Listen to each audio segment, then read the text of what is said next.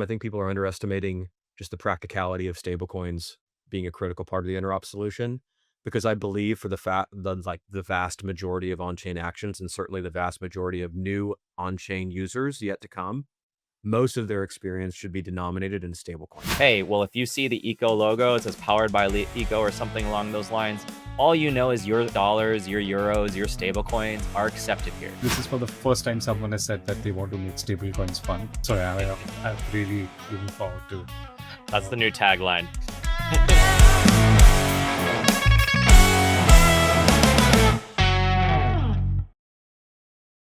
Welcome to the Deco podcast, where we bring you stories from founders and investors in Web3. Before we get started, this is not a financial or legal advice. It's just a conversation about things we find interesting in Web3. Views expressed are our own personal opinions. Deco members or guests appearing on the show may have positions on assets they talk about. Welcome to the new episode. I have with me Jay Kurahashi-Sofue, who's the CMO at Eco, and Ryne Saxe, who's the CEO at Eco. Welcome to the show, guys. Thanks for having us. Glad to be here. Yeah, we've been pumped to do this together. It's kind of a rare treat. We're usually separate, recording our own things. Dividing and conquering. Now this is amazing. I mean, telling each other. Yeah. I'm glad that both of you are here. Let's start a little bit with your backgrounds. Ryne has studied physics, and then we studied law at Stanford. So, quite the transition from physics to law to crypto. Yeah, I think it makes more sense maybe than it seems. Yeah, so I studied physics because I started in engineering and I found it too limiting. I had all these other interests I wanted to chase. At least where I went to school, there was sort of, physics was in a different college than engineering, and you had a lot more kind of like freedom to roam through other subjects. So I went like the route of physics and math. I didn't really like to code, so it was better for me to sort of like find my way into a lab. And that just kind of like was the right fit for me. I didn't really know what I wanted to do after school. I started a physics grad degree, kind of building on research from undergrad. And then after like a year of that, I just felt again that was becoming too limiting, right? Like I was going to sort of like get my PhD in 4 years or something like that. And that was going to be like my career. Maybe not. I could always like switch to something else, but I just felt I was narrowing down to this sort of kind of very focused dissertation. And then all of my other competing interests were going to be sort of indefinitely deferred for a while. And so I left that graduate program and worked for a couple years kind of in foreign development, took me abroad here and there. And that was a way to just kind of like get out and figure out what I wanted to do next. I knew I wanted to continue school. I didn't know where and in what. And by the end of that kind of tour, for whatever reason, I thought that it would make sense to maybe to go to law school. I'd never thought about that before. Every time someone had suggested it to me, I was pretty averse to it. It just didn't seem like the right fit a few years before that. And then for some reason, by the time I was in my mid-20s, it felt right. I was only interested in one, and that was Stanford. If I didn't get in there, I may not have gone to law school at all. So I really only kind of like YOLO'd that one. And the reason for that is actually similar to why I chose physics in the first place, which is like in law school at Stanford, they let you roam all over the university. So they're very permissive in terms of what you choose to learn beyond your sort of like core law curriculum, and they don't try to overfill that. And so I had all this space to go do more physics, actually, just purely out of interests, and to go to the design school and to go to the business school and kind of round out these interests. And I learned about crypto while I was there. I just happened to be there when crypto kind of emerged from its sort of like cypherpunk dark forest. And then it eventually sort of like looped in some of the deeper devs. And by the time I was done with law school, it had sort of graduated to like the business school community knowing about it. And so that was kind of like its first wave of awareness. And it just made sense because, like crypto, I quickly realized was the only sort of subject or domain I'd ever discovered that allowed me to sort of engage like nerdy math interests and coding interests and economic interests, and then like inevitably legal regulatory interests at the same time. Right. Like those were always like somewhat zero sum. You got to kind of like choose a path among them to really focus on one. And I just started to totally nerd out on crypto because it put those together somehow in a really interesting way. And so how I ended up here was, I guess kind of like academically meandering, but there is some, I think, rationale to it that I discovered when I discovered crypto, and it really hooked me for that reason. And I went to sort of work in law for a couple of years, but I inevitably came back to crypto. I just started to speed up and I couldn't keep up with it anymore. And sort of, I was getting nerd sniped by every next kind of like Ethereum announcement, and I just needed to go work on it. And yeah, That's the long and short of kind of how I ended up here in the first place. Awesome. And Jay, I mean, I know like you've had like important positions in various, like at least a couple of big crypto names, right? And you've built out their marketing and all of it. But I want to understand your stint at Ogilvy. And that's primarily for two reasons, right? I mean, in Mumbai, when I travel, and there's a company called Amul, which is like a dairy products company, pretty big in India. And they have these billboards, and I know that Ogilvy is there, like Hmm. they do their branding and like all those stuff, right? And those billboards are like very topical, very edgy, very funny all the time. And the event happens, let's say, in the evening today, and late night tonight itself, the billboard will change. Like, amidst all that traffic and all that chaos, like that is one thing that is, I always look forward to it. And second thing is, while, like doing random YouTube, like surfing and whatever, I came across Rory Sutherland's TED talk where he was talking about the magic of branding and, thinking out of the box and all of those things. And where he mentions that when we want to improve train travel, the first response that we have is, how can I make it faster? Right? I mean, instead of 8 hours, how can I make it like 5 hours or 6 hours? Nobody's trying to think that, can I make those 8 hours so good for the passengers that they don't really realize that, that they've been on the train for 8 hours. And that I think like reflects in crypto a lot, because, there are very few products that we use and we can say that, oh gosh, I love using that product, and, like come what may, I'll keep using it regardless of what kind of a market we are in. So yeah, that's pretty long, but yeah. Yeah, no, that you're highlighting a lot of things that I feel like I really learned at Ogilvy and also just in the traditional agency world. I was interested in crypto already pretty deeply at that point. I was just like reading white papers, trying to get to the next thing, what's actually going to be faster, cheaper, better, right? Or more decentralized, I think was also very topical at that time, or top of mind for a lot of those conversations. And when I was at Ogilvy, I actually joined as a brand strategist. And brand strategist is basically the glue that holds all of the marketing together. It's the narrative, it's the thing that cuts through all the noise. And I think that's very important in crypto, since it's especially very, very noisy. And like you said, everybody's talking about faster, cheaper, and maybe not focusing on like what's actually the value that it brings. Can it actually save you time in your life? Can it actually make you more money? Can it actually, I don't know, do something where it's a little bit more relatable? And when I was at Ogilvy, like I mentioned before, it was mostly like Fortune 500 tech companies and fintech companies. And then all of a sudden, these bigger brands started to come through the door. Like Circle was one of the brands that I worked on initially. And Circle at that time was trying to be more in the trading business. They were focused on exchanges. They were going to acquire Poloniex. This was before that. They were also competing with Venmo. They were also pushing a lot of OTC volume because they were one of the few desks that actually allowed for big block trades at that time. And now you're comparing that to Circle today, and I don't think they're even doing any of those businesses. Maybe OTC, I think, still probably exists, but the rest is either totally divested or just not a priority anymore. And when they came to Ogilvy, your question was like, why don't we see that as much anymore, or currently still? It's because I don't think you're ready for a full service agency. Most brands aren't ready for a full service agency yet. I think the people that are, or the brands that are probably the ones that have broken through the niche of crypto, which is probably exchanges, maybe like consumer facing products. There's not too many that I see out right now. Like there's still proof of concepts. Even Blackbird, I think, is kind of everyone's consumer kind of golden child, if you will, but they're still testing a lot of things, right? Like what does a fly token mean really? Like what is how does the tap experience really work if you don't tap, for example? And so even to like push that up into the global market is quite difficult. And I think in this next, whenever this next cycle kind of comes in, we'll start to probably see more of that again. But for now, I think people will still need to validate their current kind of niche market first before they start to focus on these agencies. Because at the end of the day, what these agencies do well is they bring your brand out to a global scale. But if you're, again, like not ready for that, it's a total waste of money, because you could actually generate better results with either boutique agencies that focus on like certain niches that you need help in, whether that's digital marketing or even more granular like social media, for example. And so there are solutions that exist that don't necessarily have to be at that level yet. So I feel like that's where we're trending towards, but not quite yet.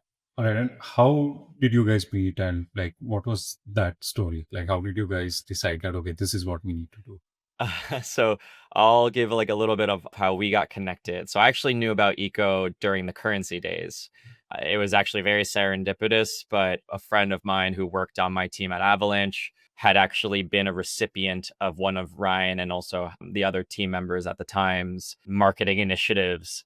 And he had just been at the kind of receiving end of those kind of campaigns, if you will. And so we would have check-ins. I do this also with my current team. We have like bi-weekly or whatever it is. And one of the main questions I ask is, what's interesting to you on chain? And one of the companies that he brought up was Eco. And I was like, oh, okay. Ran through it. I was like, okay, I kind of get this direction. And then just like followed social media and then left that. And that was pretty much it, admittedly, at the time. And then probably like a year or two later, actually a recruiter had reached out to me and they were saying, hey, Ryne and the rest of the gang is focused on this new direction. Would you be interested to talk to them? And so I feel like it was already in my mind that these guys were pretty legitimate. I just was very distant from what they were doing. So I was like, all right, let's see what it's really all about now. And there was a much more nascent pitch that was obviously given. This was over a year ago. So we met probably in like December, January of last year.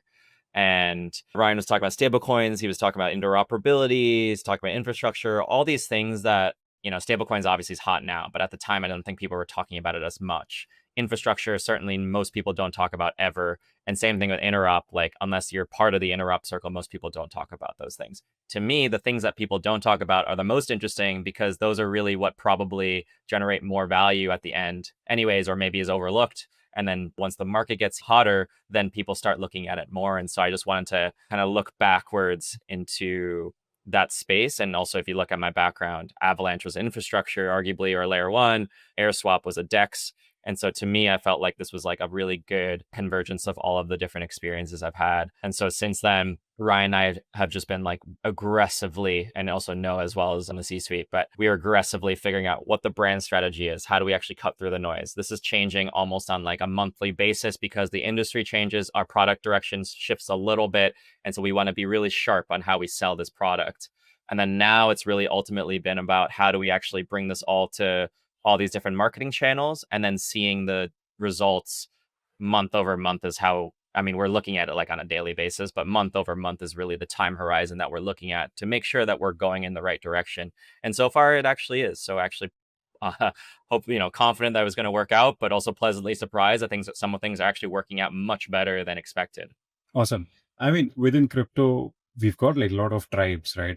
My blockchain is better than yours, my product is better than yours, and all of those things. But among all this, if there is one consensus, it is that stable coins will grow, right? And we have been growing like since like whatever, take your pick, whichever year. I think the stable coin supply has grown year over year.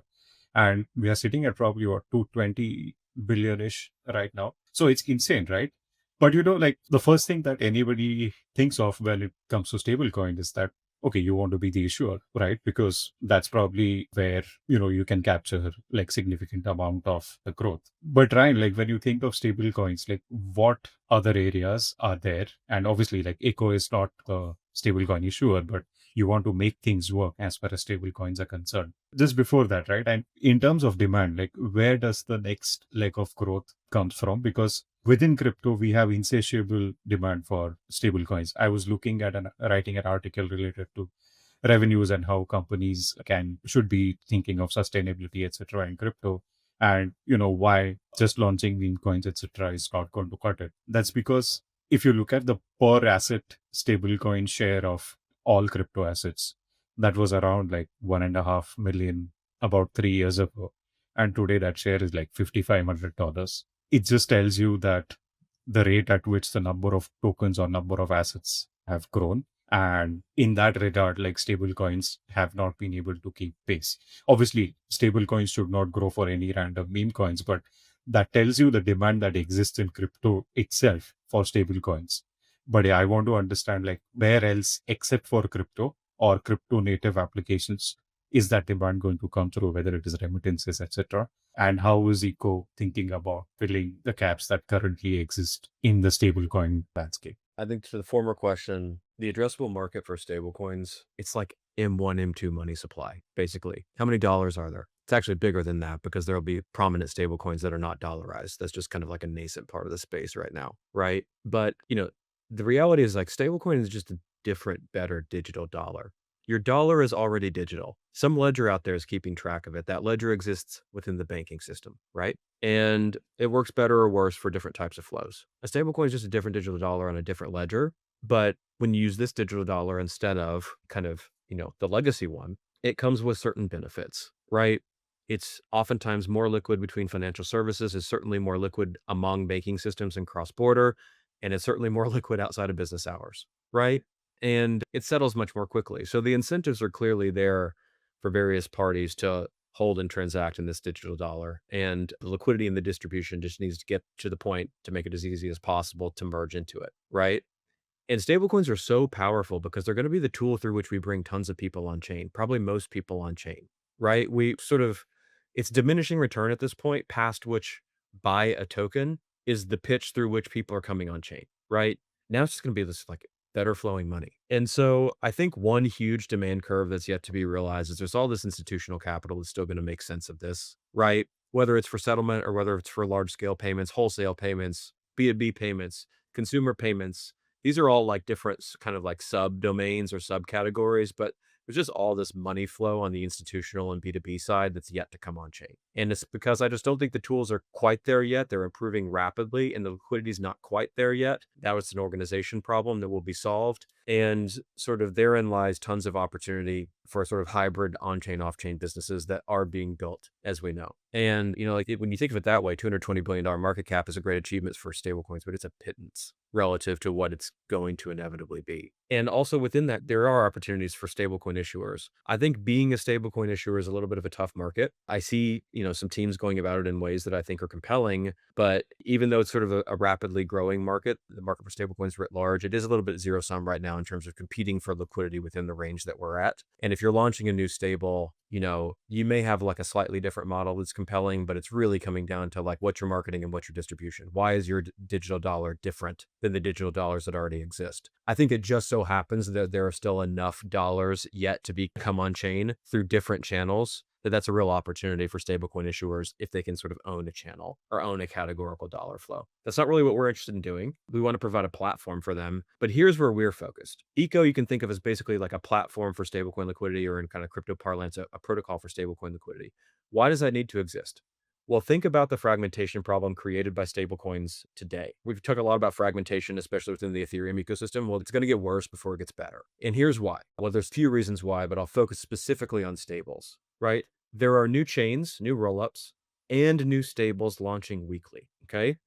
And the pace of money coming on chain is not such that it's sort of like linearly expanding the liquidity capacity in the market to like serve all of those new routes and all of those new pairs, all those new stable coins and all those new potential app chains that need stables. At the same time, you have a market structure that nobody would ever design where there's like literally a USDC, USDT pool in like dozens of places. Everywhere that Curve exists, everywhere that Uniswap exists, as well as other more focused DEXs, many of them on the same chain, fragmenting stablecoin liquidity that's already out there. So there's all this redundant liquidity, just kind of like, not networked, so to speak. Okay, so we've ended up in kind of like this scenario where there is kind of like a drastic mismatch between where is stablecoin liquidity needed and in demand versus where is it actually sitting and who is bridging that gap. We are basically building a liquidity layer, stable layer, if you will, to bridge that gap. We want to incentivize builders and chain ecosystems as well as stablecoin issuers to aggregate and share liquidity in one layer that then intelligently serves it where it's needed. Because right now the market is kind of fraying at the seams, let's just talk about the cross-chain market or the intent solving market. It's very inefficient right now. This has been okay to get it from 0 to 1, but you launch a new route, you need it served with liquidity. You go to some off-chain capital provider and you ask to rent some liquidity so they can serve the cross-chain route. Well, think about the number of cross-chain routes that currently exist, and basically all of them need stables in some way, shape, or form. So it's just diminishing return to keep trusting off-chain capital to manually allocate like effectively among all those routes. We need to bring that capital on chain.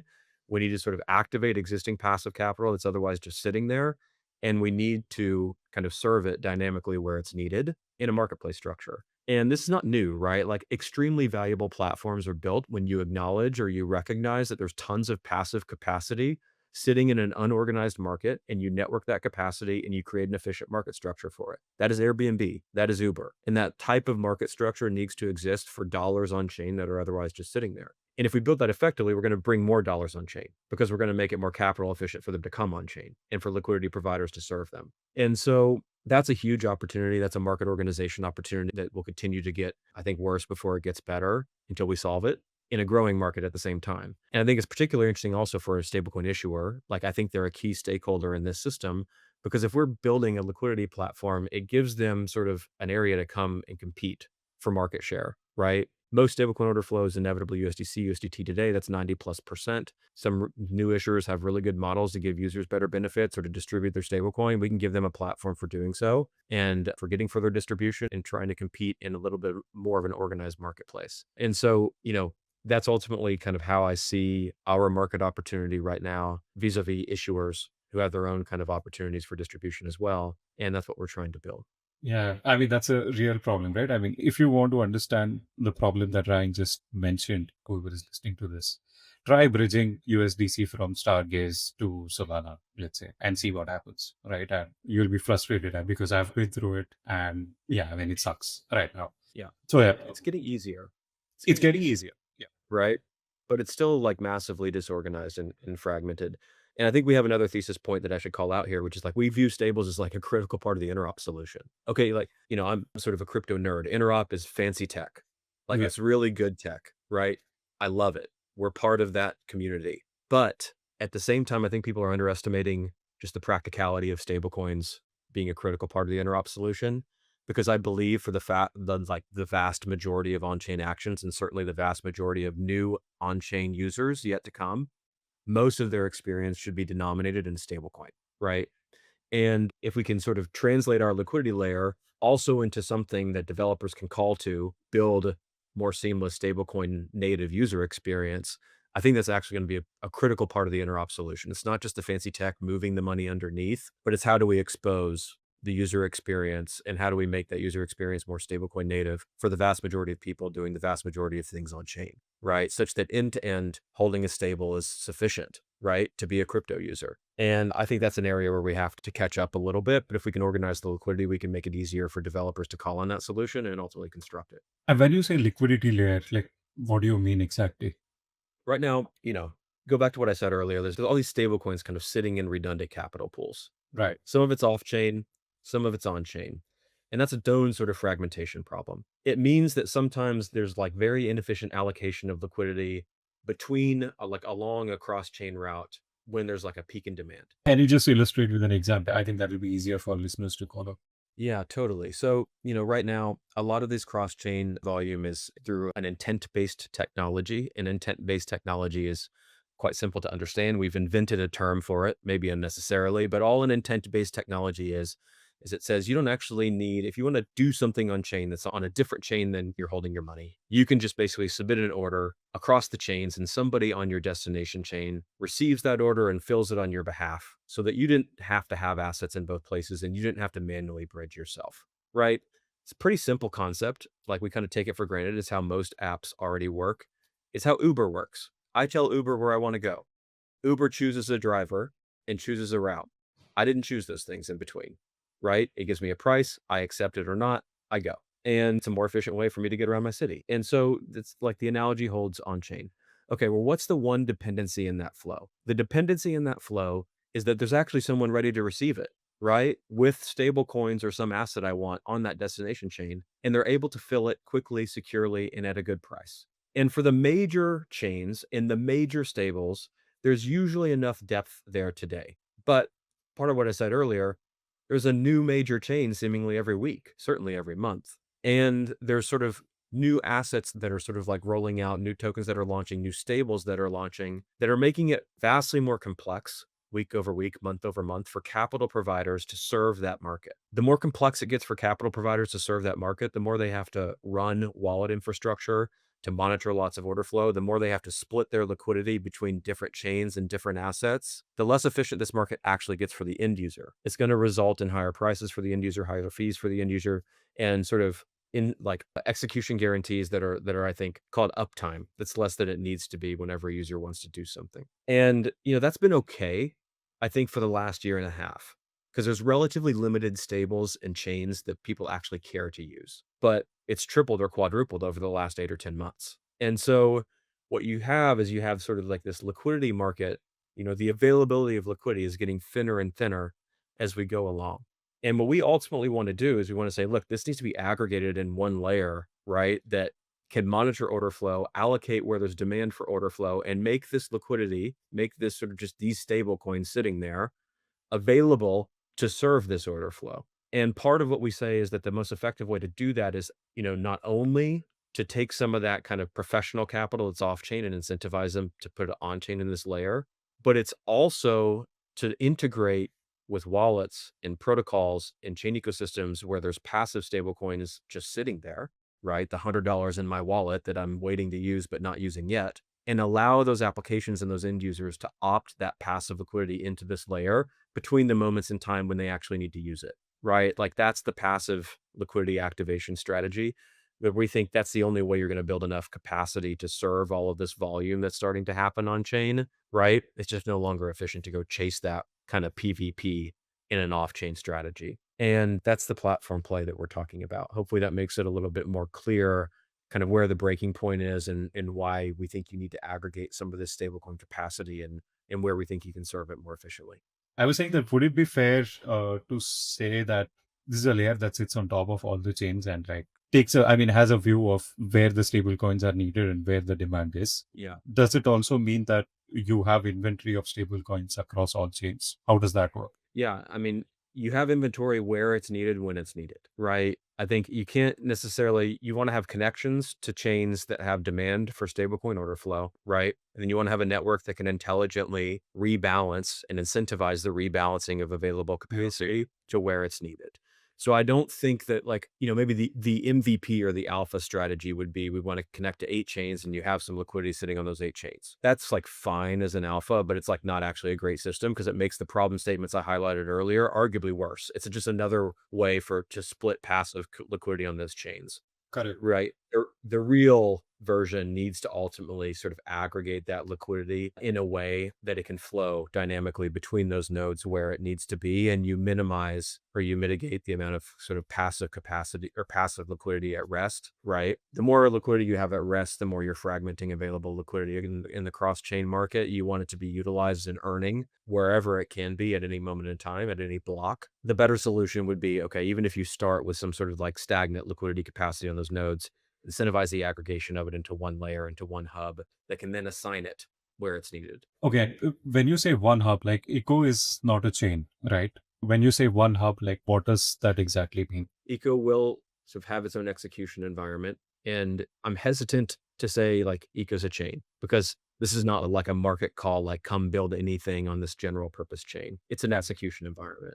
Right. And so, the one way that remember what I said earlier, you got like all these liquidity pools that are redundant and overlapping on all these different chains. Got a USDC, USDT pool. There's like 40 of them right now I can read into. Well, that doesn't seem efficient. And so can we create a forum and an execution environment? A lot of that stable swapping happens kind of in flight and en route when the network needs to perhaps rebalance between different stable assets.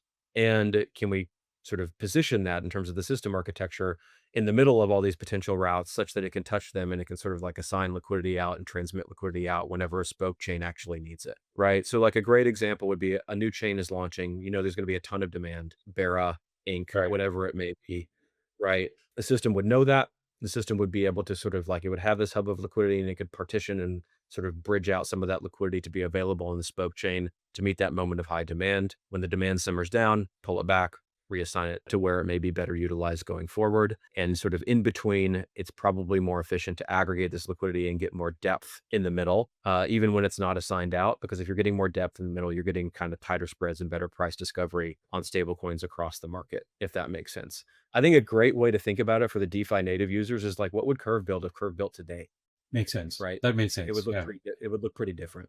I mean, communicating this is difficult, right? I mean, you don't want to call yourself a chain because then again, the question can be like, you're saying that the problem is that there are so many chains. And then again, you want to add one chain of yourself. So yeah, Jay, I will like, this is how do you like, I understand that probably your TG is like dApps and businesses at this point, right? But like, is there a B2C angle here as well? And if that is the case, then how do you tell this to your users or customers? Yeah, there's certainly a B2C element as well. I think we're playing both sides of the spread. On the B2B side, like you said, it's really developers is the funnel that we're focused on.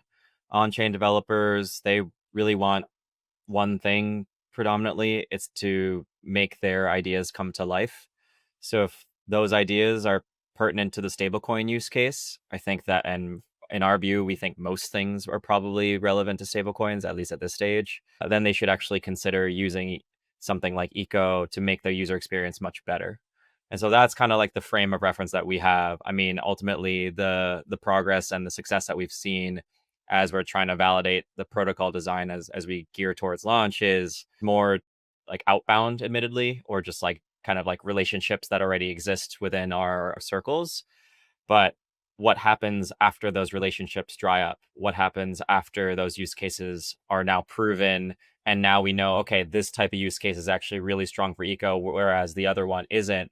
Well, there should be hopefully hundreds, thousands, tens of thousands, whatever it is, developers waiting at the door, all different stages of maturity to be willing to either convert and use eco, or maybe they're a little bit farther in the journey where they aren't ready for eco now, but they might be ready in a year or 2 years or 3 years. And so that's really the strategy that we're employing. This is the same exact strategy, or not same, but similar strategy to what we did at Avalanche and AirSwap as well, because both of those products also had that hybrid model.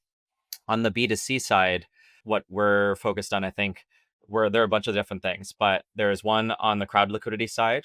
And then there's also, just generally speaking, the users are really going to be our biggest advocates.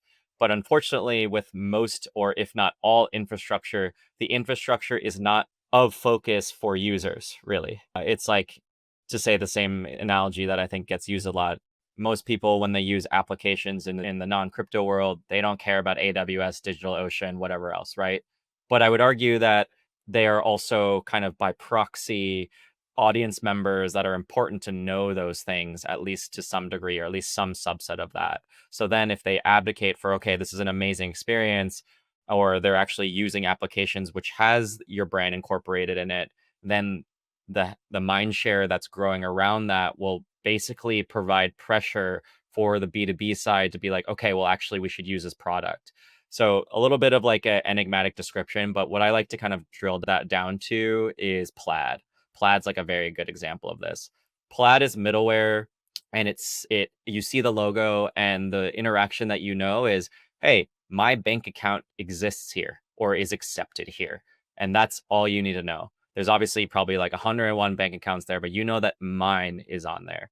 Now, under the hood, there's probably a ton of complexity. There's probably a ton of amazing innovation that I'm glossing over because, frankly, I don't care as a user. But when you see that throughout the process, you'll be able to understand that, okay, it's accepted. And from the application's perspective, well, there certainly was a 0 to 1, I'm sure, that I'm missing. But from the 1 to 10, 10 to 100 on Plaid's journey, they go, okay, now that we're seeing a lot of these applications with Plaid integrated is actually growing much faster than the ones that don't have it. Why? Because of the value proposition that we highlighted, and also the demand that's going around because people are at least aware of what Plaid is as a concept. Now, that's very similar to how we're building our strategy for eco, is hopefully, what we're still trying to figure out what exactly the product experience looks like when it comes to like onboarding or maybe using an application.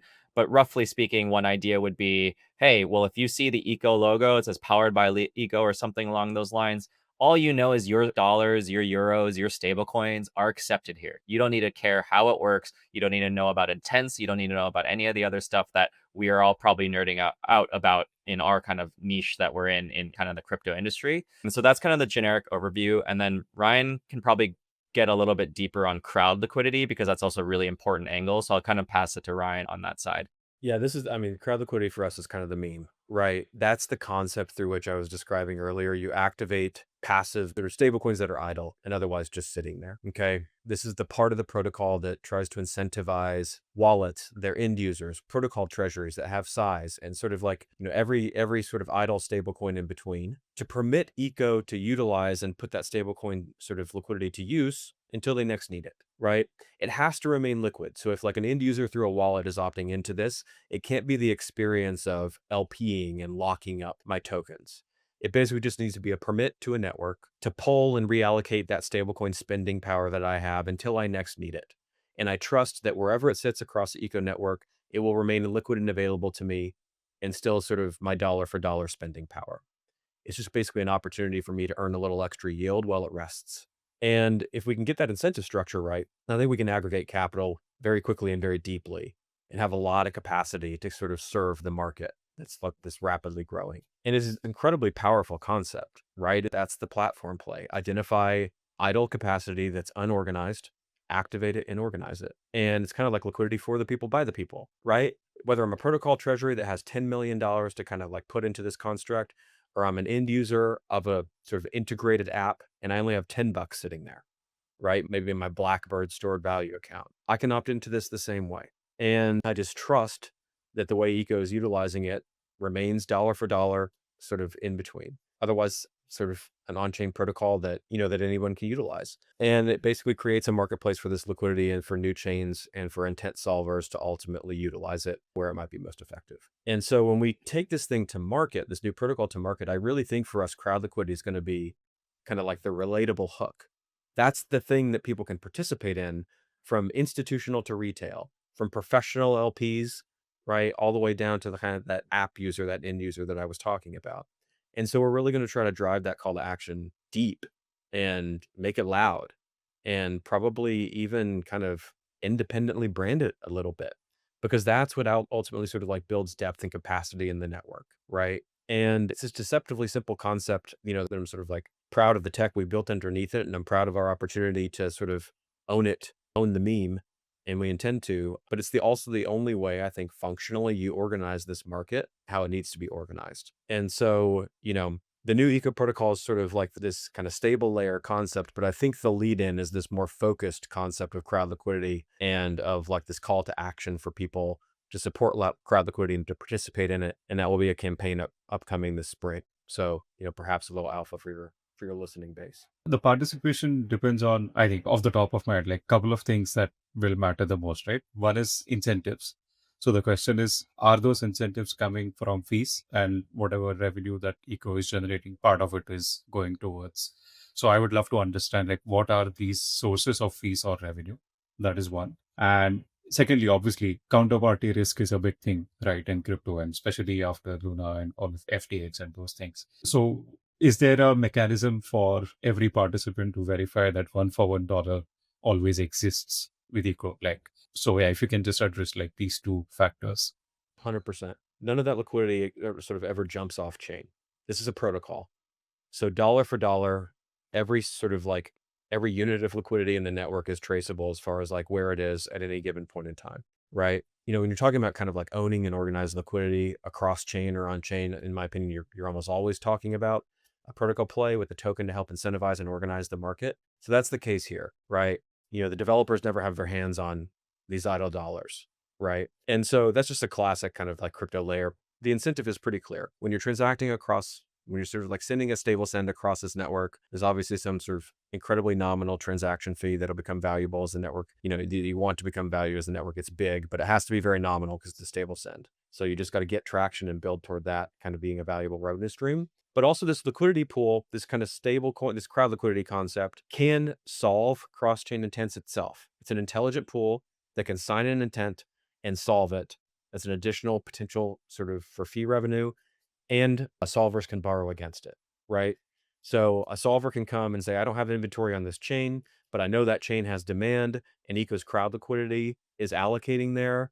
So I can basically take a flash loan against the pool to solve an intent and pay it back all in the same transaction. There's sort of like 3 fee streams there, kind of 2 solving fee streams cross chain, and then sort of like a base layer, like nominal fee for sending across the network. It's probably going to be collected kind of like at the app layer. And so all of that basically just like aggregates to some sort of yield paid out to people participating in crowd liquidity, right?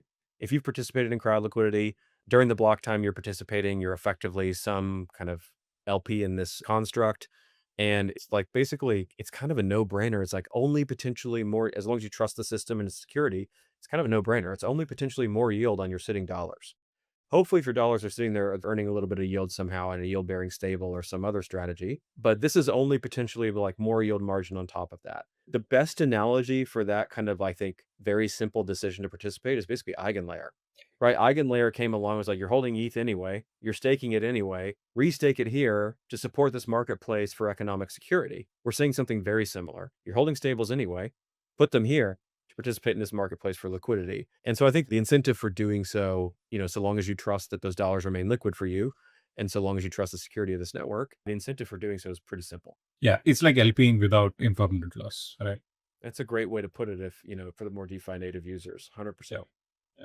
Okay, then how are you guys thinking of GTM? Like, have you already sourced some off-chain liquidity for this? And I also want to understand like how the off-chain component plays out or fits in this puzzle. And yeah, if you can talk about the GTM as well. What was the second part of your question? You also understand how off-chain what? The off-chain component fits in all of this. Like we talked about the chains and everything was on chain, but how is this helping source the off-chain liquidity as well? Yeah, I think crowd liquidity is the tip of the spear there, right? So you can think about kind of the way we take this to market on the protocol and the crowd liquidity side is through a pre-deposit campaign to basically add capacity to this network as it scales up, right? In parallel, our network is actually live in beta. It's like flowing real volume now, right? And so we're gradually sort of growing now. It's been kind of controlled. It's been a little bit rate limited, but with every partner we add that wants to flow volume through Eco, like this is in prod right now. And we obviously want to kind of like fill up the crowd liquidity capacity in stride and probably get it ahead of the volume that the network is actually flowing. And so I think crowd liquidity is that go-to-market campaign where you try to run a pre-deposit campaign. You want to incentivize some kind of sophisticated capital providers that may be keeping dollars off-chain now to bring them on-chain and do their solving through this construct. And you want to go beyond that to incentivize average retail holder to maybe put some dollars here between the moments they need them, like the same call to action we were talking about just a couple minutes ago. And I think that makes it relatable, right? Like kind of, I think the crowd liquidity meme will make it relatable to both sophisticated LPs as well as retail. And that's how we want to translate it. On the actual just like get order flow distribution side, that's already happening. We have sort of large partnerships with Hyperlink, Caldera, several more kind of like rolling out every couple of weeks over the course of this quarter in terms of just them allowing their member chains to easily opt into native stablecoin liquidity utilizing Eco, right? So that like, how do you get order flow? You make sure that you're networking dollars across all the chains that demand it, and you make sure that the developers on those chains can easily call to that liquidity network in a very simplistic way, right? So you don't have to sort of construct complex on-chain transactions. And so there's sort of like the GTM angle, the raw distribution component that everybody needs to get right and to go through with your new technology. And then there's this sort of more market focused call to action of get liquidity in this system to support that order flow that's coming in as well. Jay, you can kind of drill down on that further or translate it into some of the marketing and brand strategy as well. So I'll pass it off to you. Yeah, and I'll just add a little bit quickly on like what we've been doing from a timing perspective is we released Eco protocol out into the world as like a direction in September. So this September 1st, we kind of flipped the switch and said, hey, this is a new direction. We've been, of course, working on this well before we did that, but that was really important for us to time it, especially as it relates to the brand strategy. Now, for remainder of that from September to about, honestly, probably around like early Q1 this year, it's really been about brand establishment, trust building, and also starting to set up the marketing channels. They, of course, existed from kind of the previous projects as well, or prior to the pivot, rather. But at the end of the day, we're testing new messaging, testing a totally new product or new protocol, and actually trying to figure out who within the kind of the existing stack really care about the channels and new direction and who may not actually care as much, right? And so engagement is really what we've been optimizing for. And we've actually found really good uptick of that, like I mentioned, month over month. Now, since January, I would say we went from kind of this foundational building mode to optimization. We find actually really good channels that have started to show some sort of success. Some channels are showing much better success than others. Others are actually surprising us really, really well as well. And trying to figure out how that integrates into the marketing funnel and how we're actually seeing progress. So from like the awareness side, where's that at? Consideration and also conversion. I would say everything is kind of working very, very nicely. And now where we're going towards is continuing optimization, but then also adding more channels. And I like to say this in my general marketing kind of mindset, but basically market in channels that most people aren't looking at, right? When you think about crypto marketing as more of like a generalization, people go, oh, well, you should have a Twitter strategy, you should have a Telegram strategy, and you should probably have a content strategy, let's say. Those are probably the three that come up most. Now, if everyone's saying the same thing, that game is so competitive. That's, of course, not an indication for us not to play those games, but those are already table stakes in my mind. Now, how do we actually get into areas that aren't necessarily as top of mind? Like there are niche content channels, there are more like niche forums beyond even like the mainstream kind of Reddits or alike, right? And how do we actually go in there so then we can actually build a much more robust strategy? But also I think it feels more ground up because you're actually in those niche channels with your potential customers on either side. So that's kind of like where we're at now. And hopefully there's also some things that I don't want to necessarily leak just because I want to kind of gatekeep that for now. But there are some strategies that are working very, very well all across the stack. And we'll see, like in 6 months, I'll kind of reveal what it is. But for now, keep it low key. Yeah, I was hoping that you would probably share like something more than that. But yeah, this is super helpful, right? I mean, it's like you said, it's mostly what I see is Twitter and content, right? Like those are the most common ones. And obviously, if you're a project that wants to launch a token, then there will be some sort of a airdrop campaign around that, right? I think that is the end of it. But yeah, I think we are at the end of the hour. So if there's anything else that you want us to leave with, I mean, I do have some questions, but probably sometime later. But yeah, anything that you want us to leave with? Jay, what do you think? I mean, obvious sign off at Eco. It's the best handle in crypto. ECO, no numbers, no extra fluff. You're going to find Eco very, very easily. So if you have curiosities, I think that's a pretty good place to start. Ryne is Ryne Saxe on Twitter. Mine's JAYKS. So also pretty straightforward on that side as well. A one-click send, right? Yes, Send.